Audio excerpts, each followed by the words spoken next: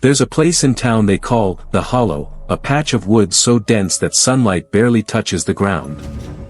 Locals say if you step too deep, you won't hear birds, you won't hear wind, you'll only hear breathing.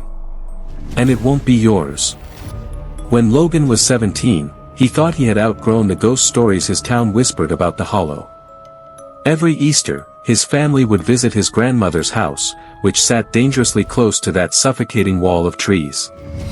It had always been a running joke among the cousins, a dare to run to the tree line and touch the oldest oak. No one ever lasted more than a few seconds near the edge. No one ever went in. Until that year. The Easter gathering was bigger than ever, a sea of parked cars, screaming kids, folding chairs, and picnic tables buckling under the weight of food. Amid the chaos, Logan's cousin Eric suggested they make the old dare more exciting. "Let's do it at night," he grinned, his voice just loud enough for their little circle to hear. "First one to the oak and back wins," another cousin, Sam, added. "Easy."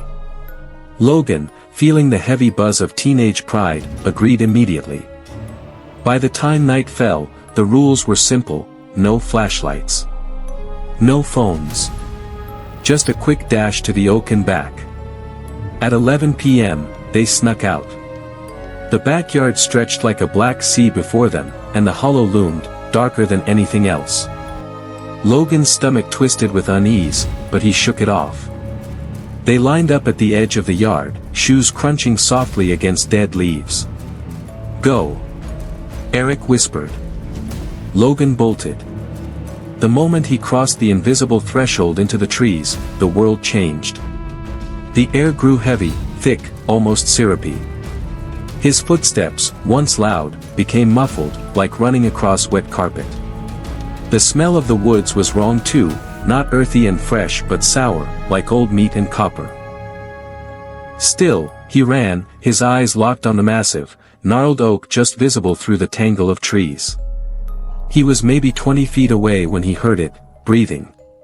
Slow, raspy, animalistic. Right behind him. Logan's chest seized with fear.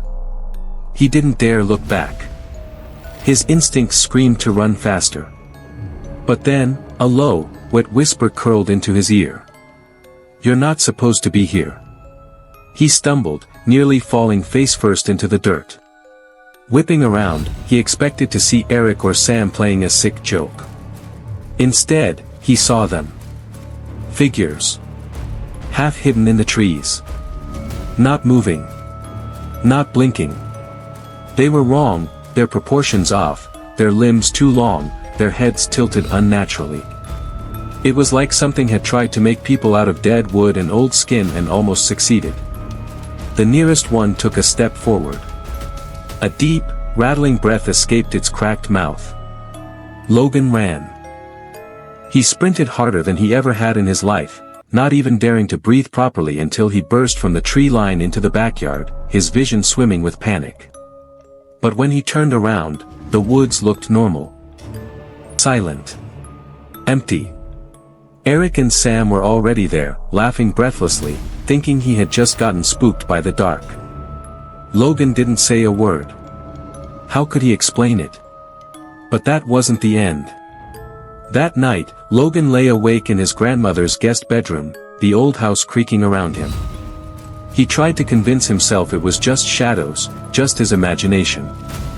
At 3:13 a.m., something tapped against the window. 3 slow, deliberate knocks. Logan, heart hammering, pulled the curtains back just an inch, just enough to see the backyard. There, at the tree line, they were waiting. Dozens of them now. All facing the house. All perfectly still. He closed the curtain. Sat frozen for hours until dawn. By morning, they were gone. But ever since that Easter, Logan's noticed things. Sometimes he catches a glimpse of a figure reflected in a car window.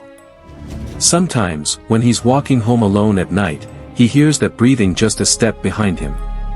He never went back to the hollow. But he knows.